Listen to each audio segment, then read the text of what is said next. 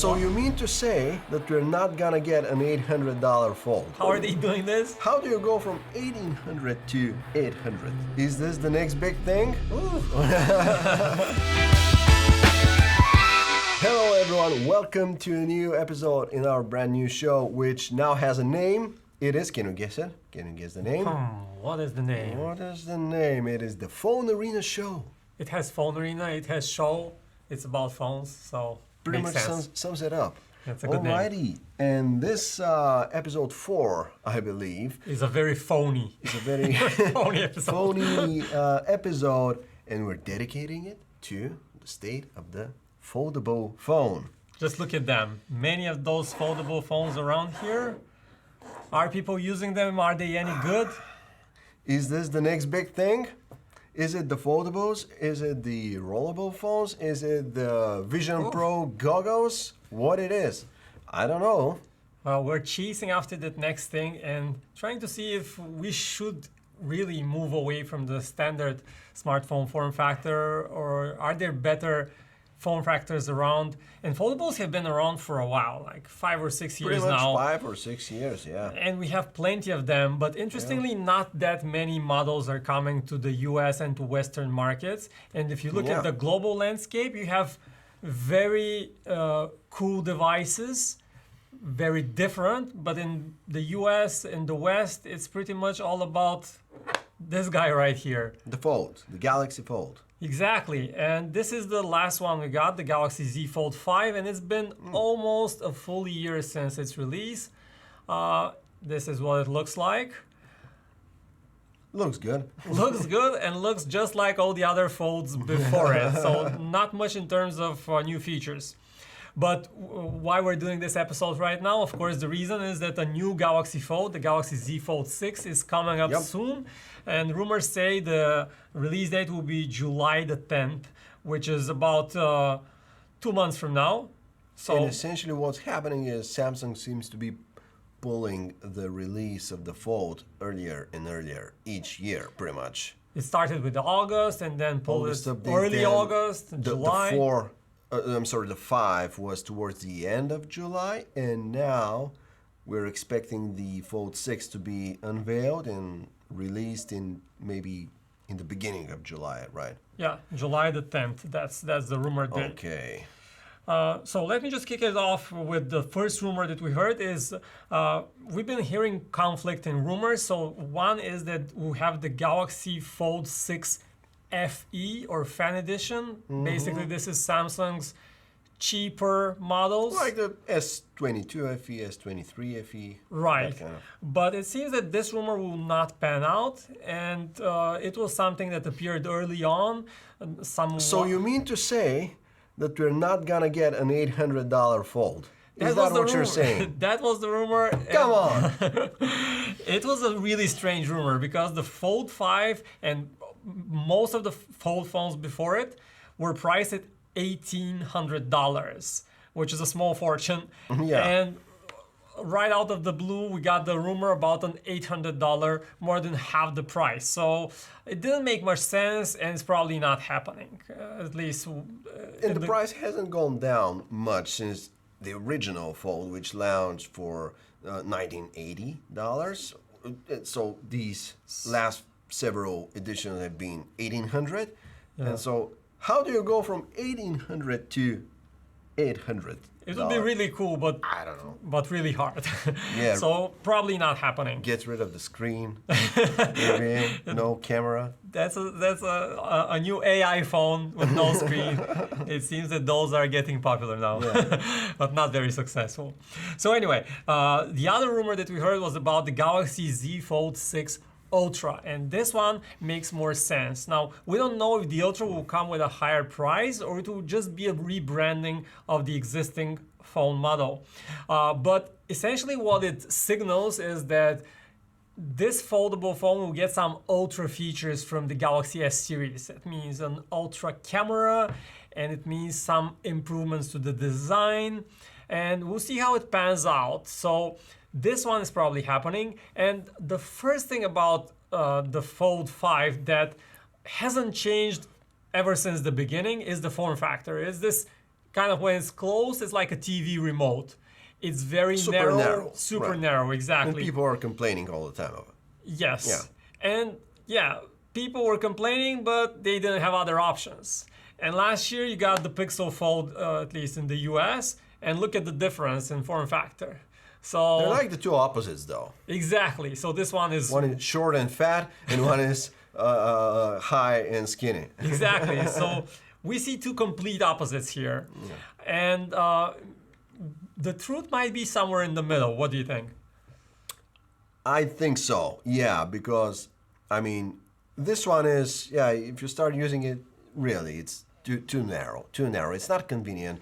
The other one I feel is like unnecessarily wide, and I don't get it, really. And also, it's terrible when you open it. So maybe something in the middle. I much prefer, I think I'm perfectly fine with something like this, which is the OnePlus Open, which is very well balanced, sort of looks like your normal flagship phone in terms of perspective here, aspect ratio. So, Yeah. and when you open it, again, pretty wonderful experience. You get it with the big screen. So I think that is something in the middle and something that Yeah. makes a lot of sense Let to me just me. put it right here, and you can, like, if you can see this angle, like you see the wider Pixel Fold, super narrow Galaxy Fold, and then the golden middle. Pretty much, pretty Yeah, much. which is the OnePlus Open. So let me just quickly go over the specs. So the aspect ratio of the screen on the Fold 5 and previous generations is 23:1, which is To 9. quite 23 to 9. 23 to 9, which is quite extreme. Yeah. Then you have the OnePlus Open, which is 20 to 9. And then you have this one, which is around 17.5 to 9. So 20 to 9, this is very similar, as you said, to a standard candy bar smartphone. And 23 to 9 is just like no other thing out there. So the rumor is that this is finally changing from pressure, either from the Pixel Fold, other options available, or just users' discontent with this weird form factor. So finally, after like 5 years, we'll probably get a Fold which is slightly wider. Yeah, and slightly is the key have word. Like maybe usable front screen. Yeah, and this is good news, but the change again is not going to be from this one to the OnePlus Open form factor. It's going to be more like just a little bit wider, which is still okay, but not a huge difference. So this is 23:9, and the new model is expected to go to 22:9. Ooh. Okay. Still something, but not a huge change. We'll take what we can get, I guess. Yeah. I'm happy about this. I'm not sure that's enough, but it's a good first step, and I think it will make a difference. But wait a minute. What we have here is still a redesign, right? With the 5. Yes. There was a big improvement. I mean, one of the elephant in the room with pretty much all the folds up until the Fold 4 was that gap that you have in the middle when you close it, which was very strange, looked weird. In this one, the 5, pretty much almost no gap, right? Right, and we mean this gap here, which is non-existent practically on the Fold 5. So it closes completely flat, which I think is a very good improvement, but still it's a very chubby phone, even when closed fast. So Samsung was trying to address this last year, it did, but just probably not as much as this bad boy here. Just look at the difference. Woo!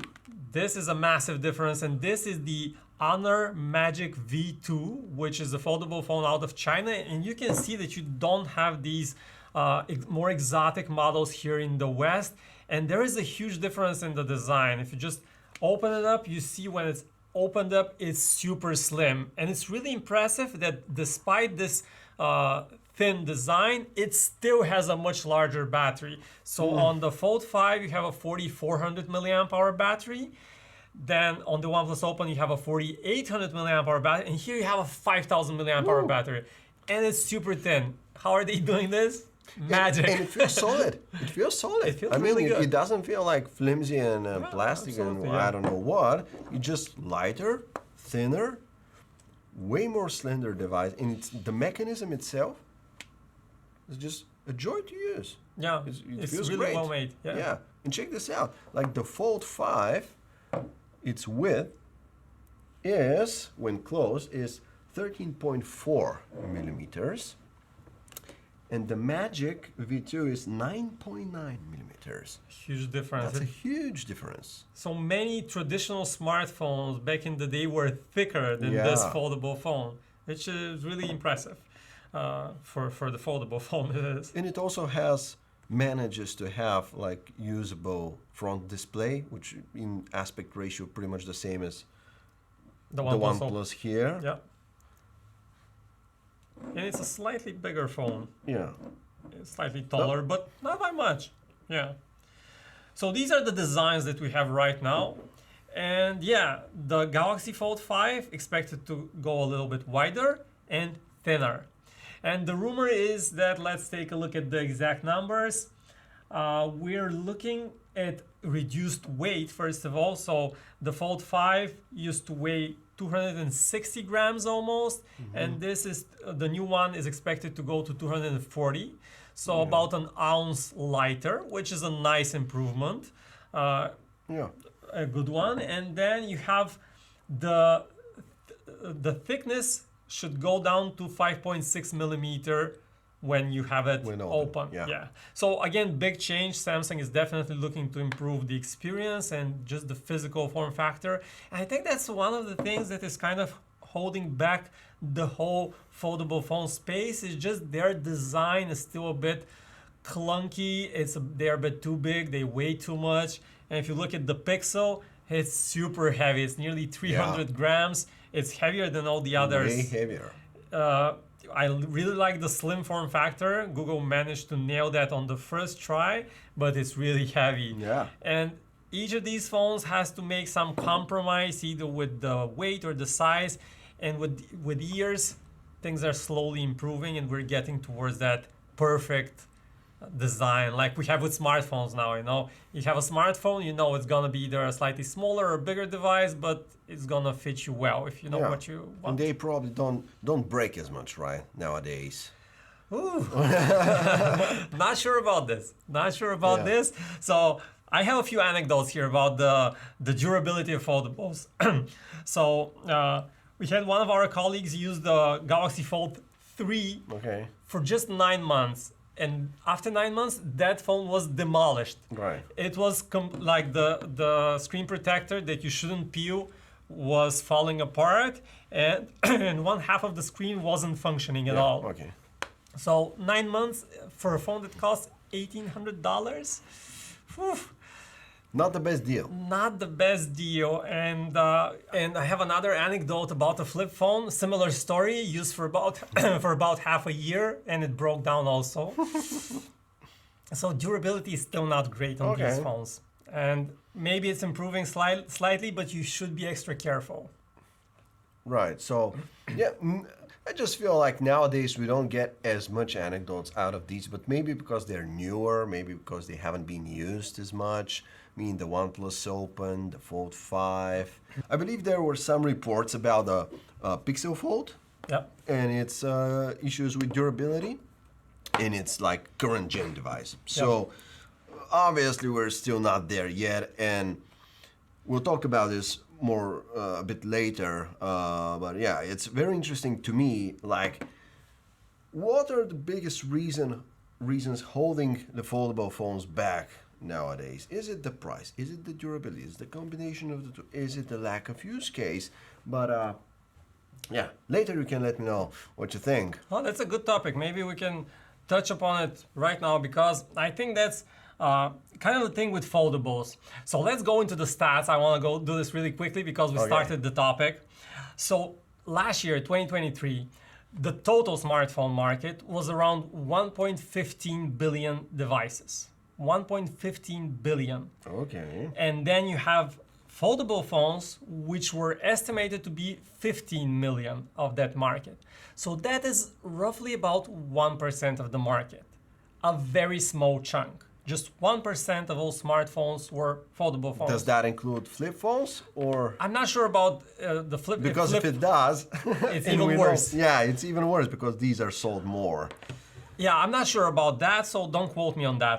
But either way, it's not a huge percentage of the market, what I'm saying is. Yeah.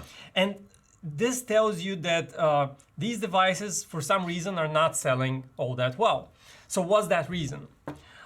And you can go to just the practicality, you can go to the price, which is more, they are more expensive. So each of these phones here on the table is around $1,800.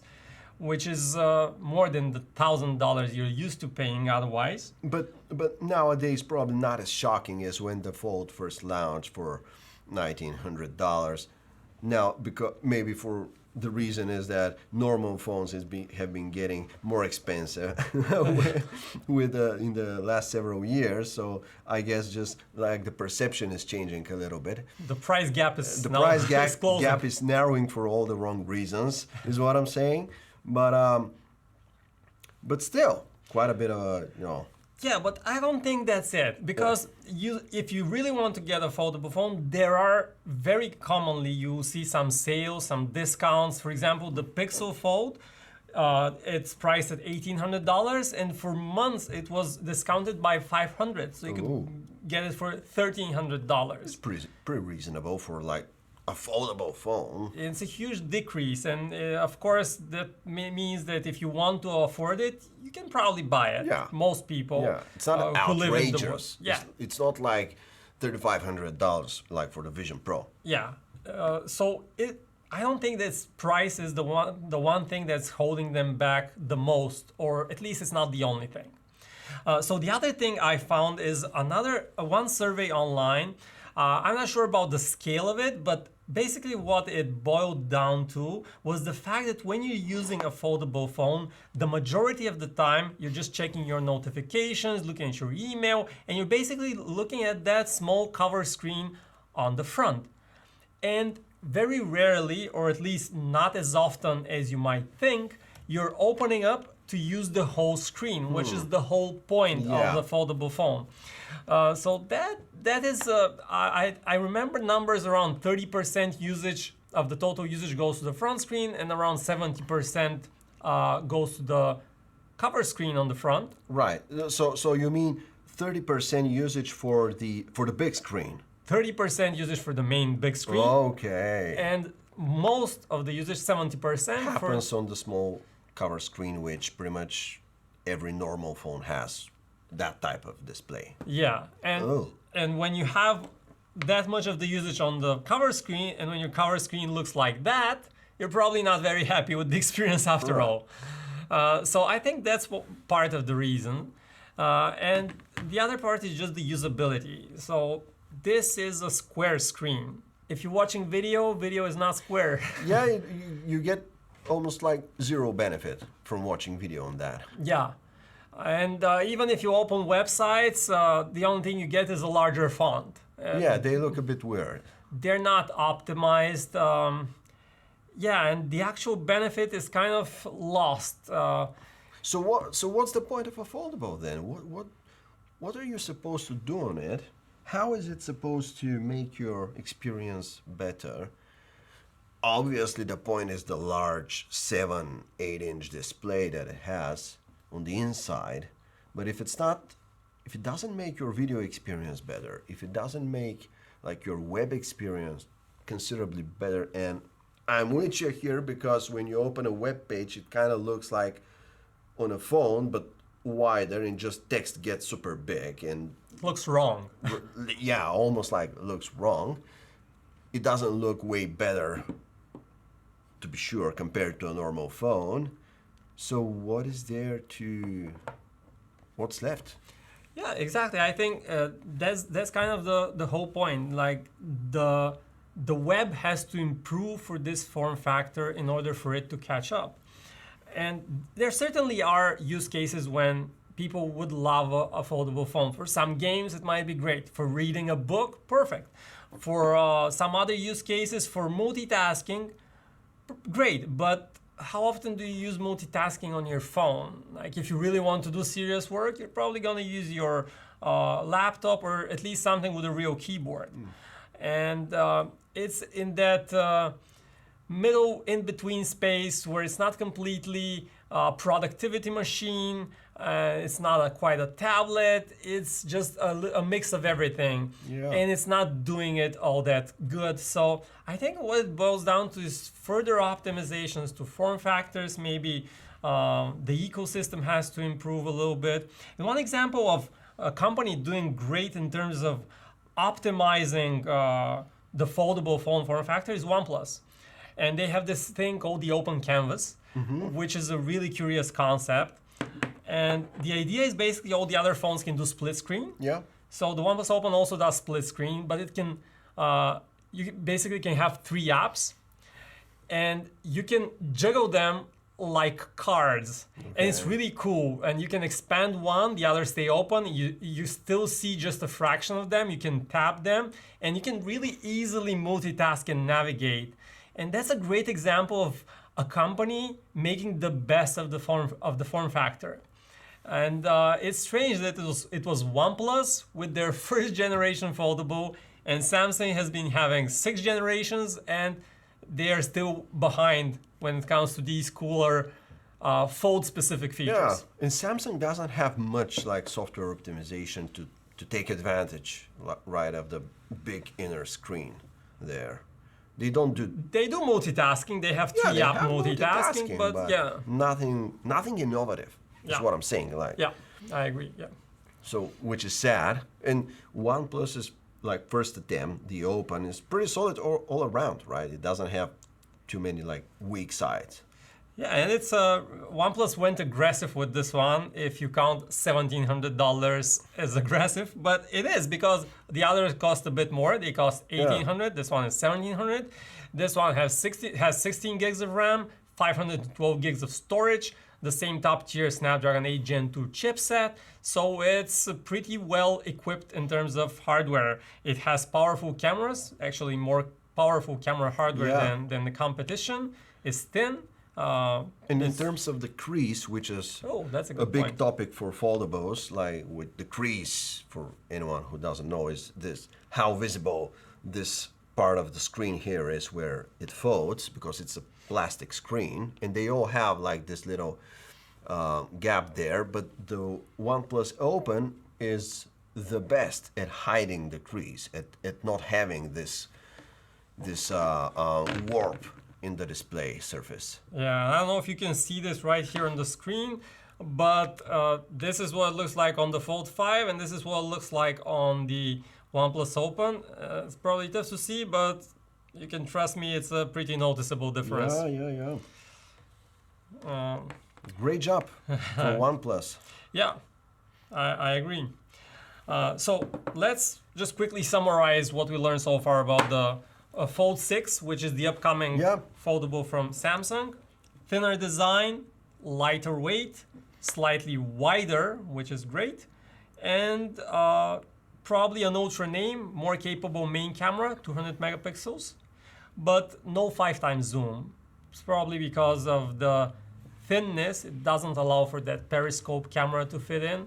So we're still probably only gonna get a 3x zoom camera, which is fine by me, unless you're really dedicated to that longer zoom range. And the camera is not the main point of the Fold, right? Yeah. So you still want it to be super powerful and versatile, but maybe not as You want the strong. experience, first of all, right? First of all, yeah. So you say there's probably at this point not gonna be like a Fold FE, but instead a Fold 6 Ultra. Yeah. So my question is, if there is a Fold 6 Ultra, will there be Fold 6, which is cheaper still? I mean, to me, it would be weird if they come out with a new phone this year and they call it Fold 6 Ultra. If they add the Ultra moniker to the name, to me, that they would probably save that for an opportunity at some point where they want to introduce a higher price point at this point, and maybe that could be around $2,000. Right. If, however, they do introduce a Fold 6 Ultra and they keep the same price, $1,800, I'm all for it, and they probably upgrade some things like the camera, give it the 200 megapixel camera and so on. But if there's an Ultra, there has to be, at least my thinking is, has to be a Fold 6, Yeah. like vanilla Fold 6. Regular model. Regular model, which will probably get, what, a bit cheaper? Well, it's a possibility. We don't know. I don't know. That's my answer. But it's a possibility that this year we get 2 Fold models. We'll see how it pans out. But yeah, one option is for them to kind of keep this older form factor, I guess. Upgrade the processor, maybe just some other slight tweaks, and call this a Fold 6, and then have the thinner new design, more capable camera in the Fold 6 Ultra model. So that's one possibility which could happen, and it makes sense that if you have an Ultra, you probably want to have a regular model as well. But yeah, we don't know, and that's kind of what makes this interesting. Let's wait for the July 10th Samsung Unpacked, Galaxy Unpacked event. Yep, but there's going to be one other player that we're going to see on that event, and that is the Flip 6. The flippy phone. The flippy phone, which turned out to be a surprise. I don't know if hit is the right term in this case, but it's fairly successful. I mean, I have a quick question. How do you open a flip phone? Demonstrate. What is your preferred method? Let me try to. If I could, I would open it like that. Like, however, more often than not, that would probably mean I drop it Yeah. and break it. So if I was using this one as a daily driver, I would always use like 2 hands. Yeah. I guess. So that's kind of, I think most people do it this way. I think that's kind of one of the contentious points about the flip phone. It's cool, it's tiny, but then you have to use both of your hands to open it. And if you're just trying to use one hand, it's a bit tricky. Like what I do after using it for a while, I just flick it open violently like this. It's fine, but it looks very violent. So I just go like this, and the phone holds up. But here's nicely. the question: is would you still open it this way if you paid for it with your own money? Well, I guess I would, but with more hesitation. But at a certain point, you just get annoyed, and it's just too slow. Yeah. To like, and sometimes you have something in one hand, and your other hand is blocked, so you just use one of your hands. So you kind of need to flick it open, but It's a cool move. It's a cool move. Yeah. Yeah. So anyway, we're getting a new Flip 6 this year, that's for sure. And last year, this was the big upgrade for Samsung. It was the big front screen, a move from 1.9 inches to 3.4 inches, and this is what 3.4 inches looks like. Big upgrade. This year, probably an even slightly larger display at 3.9 inches. So a little bit more information on your front screen. You could do more without needing to do this, which is nice. And some slight upgrades is the name of the game. And the reason for that, I think, is unlike the foldable phones where you see like many options around here, not so many options in the flip phone market, especially in the Western markets. So basically, this is your only option. And you also have the Motorola Razr. Basically, these are the 2 big names, but no other competition in sight. And actually, it was Motorola last year that stepped up to this larger cover screen. And it's no surprise that Samsung reacted the same year. So it's good that we are having some competitive pressure, but it's not enough. And like the price is still expected to be like $1,000. Much better than the foldable, than the big foldables. Yeah. Then the big ones, it's way more, affordable. And I guess because we're getting a lot of reports that flip phones constitute the majority of foldable sales, which makes sense. They're attractive, they have the novelty factor, and they're way more accessible. You can buy this as a gift for your wife, let's say. Yeah. Makes sense. But that's a whole different beast than all of these products here. Like the fact that it opens and closes is just the only thing that unites them. I believe here, like the use case, the target user, if you wish, are completely different people. And they're probably on the exact opposite ends of the spectrum, which is for this one. This is if you're maybe a tech-savvy person, enthusiast, or just someone who's looking to do a lot of work on their phone, like a lot of multitasking, stuff like that. Right. Someone who is really going hard into this. And for this one, it's like, I mean, if you have a normal phone, you don't need to open it. You automatically have the bigger experience. And for this one to work, you need to do an extra step only to get to a normal form factor. Yeah. Right? So this is like a fashion product, and they do market it as such, which makes sense to me.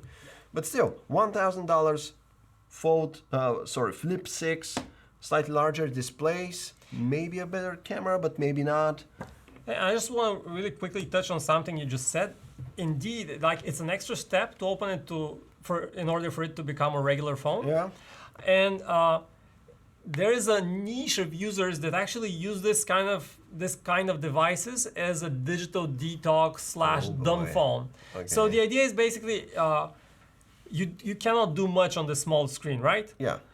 And you just, in order to use it more, you have to open it. It's an extra step. So it incentivizes you to use your phone less. And for many people, that's a good thing because we're spending way too much time in front of our screens. And this is a way to kind of detox, lower your screen time. Sounds like a great justification to spend $1,000 on a new phone. Yeah. Well, anyway, so let's go to the Flip 6, which is the new generation. What do we expect we have in terms of new features? First of all, larger screen, we mentioned that. A more durable glass in the front, Gorilla Glass armor. So I'm just gonna get a glance at my cheat sheet. And still 2 cameras though, no zoom camera, so you still get a main camera and your ultra wide. It's a possibility that the main camera gets a welcome upgrade to 50 megapixels. And if you don't know, 50 megapixels, the main benefit, you still get a 12 megapixel image, but with pixel binning, it's better for low light photos, less noise, better low light quality. Right. Improves hinge, that's a possibility. Bigger cooling system, Snapdragon 8 Gen 3 chipset. Same on the Fold 6 and the Flip 6. They do have the flagship processors on these. Yeah. And then an upgrade to 12 gigs of RAM, which is great, not just for regular performance, everyday performance, but also for AI, which is something that Samsung has been touting with all the recent releases, the Galaxy AI features. And then an upgrade in terms of battery life from 3,700 milliamp hours to 4,000. All great upgrades, nothing major, but still many of them kind of pile up and you get pretty decent upgrade, even if nothing revolutionary. Exactly. If you're into that sort of thing. The Flip. If you're into the Flip lifestyle. Right. And that's kind of what we have right now in terms of the future of foldables. And interestingly, last year, so the Galaxy Unpacked event with all the new devices is expected to happen on July the 10th. Last year, we had the Pixel Fold released in late June, so it's possible that this year too we'll get the Pixel Fold 2 earlier than these two phones. And as for the Pixel Fold 2, we're expecting a slightly different move, right? Yeah.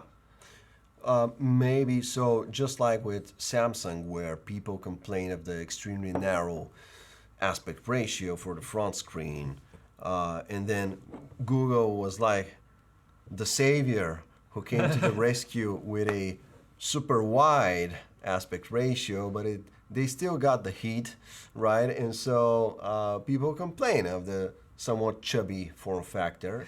So now with the Pixel Fold 2, what we're expecting is a slightly, I don't know if it's going to be slightly narrower, or slightly taller aspect ratio, but it's going to resemble more the Fold here, the Galaxy Fold. Not as much change in the aspect ratio, but still it's going to probably arrive at this happy medium that we discussed earlier here. Yeah. So, but that's very, very unconfirmed speculation at this point. We're judging from what is believed to be a leaked image of the product, of maybe a prototype version of it. The camera island on the back is going to change a little bit. So this one has this trademark camera bar, which is popular in the Pixel family of phones. But for the Pixel Fold 2, it's believed to have a more square shape here, on two lines. It looks good on the leaked image, which you can probably see now on the screen. And then with the slightly tweaked aspect ratio, the screens themselves are expected to grow in size, at least in terms of the diagonal. Yeah. So these are the changes that we are expecting for the Fold 2. No word on the price so far, so the default expectation there would be that it's gonna match the Galaxy Fold at 1800. Yeah. So the season of foldables is about to start. The summer of foldable phones 2024. Let's see what it brings us. Some excitement probably, and hopefully, because the foldable phones really need that to kind of get to the 2% market share. get some momentum. And it's telling that, like, here on the team, not many people are using foldables. We have like these foldables and a few more. People can grab them. Collecting dust. Yeah, and unfortunately not very popular. But let's see if the next ones will change that. Yep. All right, I think that will do it for the PhoneArena show. And that pretty much sums it up. The state of the foldable market as it is today. Interesting to see what happens this summer. Thanks, guys, for being with us. This being episode 4 of the PhoneArena show. Looking forward to seeing you next time. See you around.